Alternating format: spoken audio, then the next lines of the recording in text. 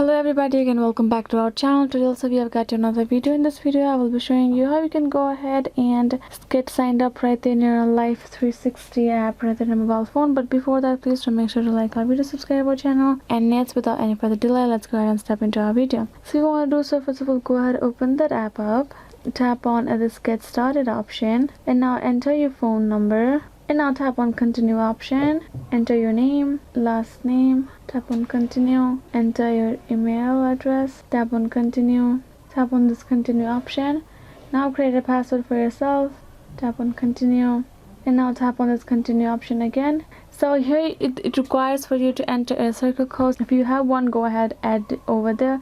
If you do not, tap on this create a new circle, where you can go ahead, create your own circle. Tap on this continue option, tap on this I'm done sharing, and you can go ahead, describe your role. If you want to, go ahead, add in your photo, or otherwise you can skip it. Allow permissions, tap on continue option. You can go ahead, set your location, and you tap on start a free trial, cancel, and you are good to go. You will be able to get signed up like that. So yes guys, this is how you can simply do it. I hope this video was helpful, and yeah, thank you so much for watching, and yes, I'll be seeing you guys in our next video.